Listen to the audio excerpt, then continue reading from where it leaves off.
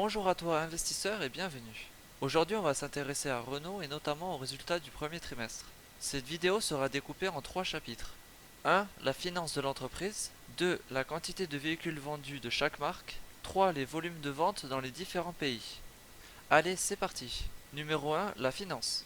Le chiffre d'affaires est de 10 millions d'euros, soit une baisse de 1,1% par rapport au premier trimestre de 2020. Mais à taux de change égal, ça aurait donné une augmentation de 4,4%. On va s'intéresser aux résultats financiers des différents business de l'entreprise. La vente de voitures hors Lada a rapporté 8600 millions d'euros de chiffre d'affaires avec un résultat identique par rapport au début 2020.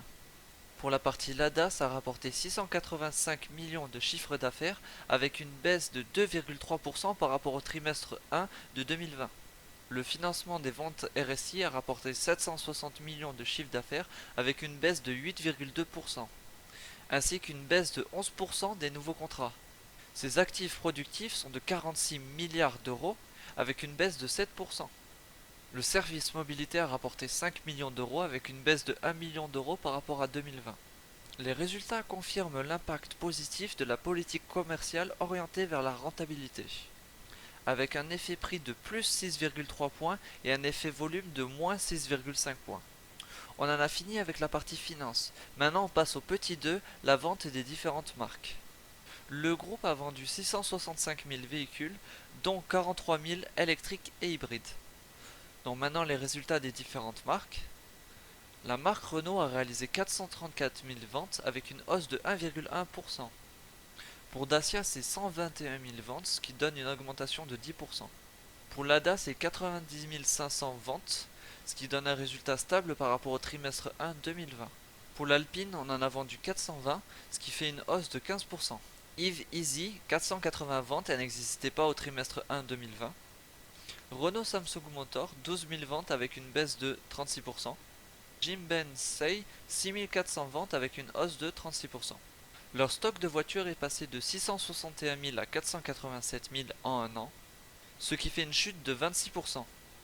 Pour le second trimestre, ils proposent des nouvelles offres e-tech hybrides et rechargeables, dont la Capture, la Mégane et l'Arcan, ainsi que le lancement de Dacia Spring, une voiture 100% électrique avec déjà 10 000 précommandes.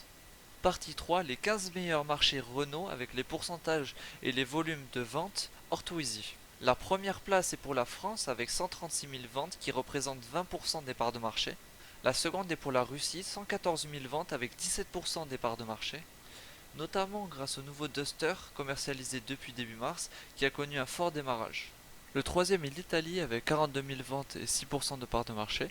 Le quatrième est l'Allemagne avec 40 000 ventes et 6% de parts de marché. Le cinquième est le Brésil avec 33 000 ventes et 5% de parts de marché. Le sixième est l'Inde avec 32 000 ventes et 5% de parts de marché. Et etc. Ça descend après de plus en plus bas en dessous de 5%, je vais un peu moins m'y intéresser. Voilà, on arrive au bout de cette vidéo, j'espère qu'elle t'aura plu. Si tu as n'importe quelle question, n'hésite pas à me le poser dans les commentaires. Je commence à préparer la prochaine qui devrait sortir dans au maximum 3 semaines. Ça sera encore sur une entreprise automobile, peut-être Toyota, je sais pas encore. Et on sera toujours sur une vidéo sur les résultats financiers du premier trimestre. Allez sur ce, salut!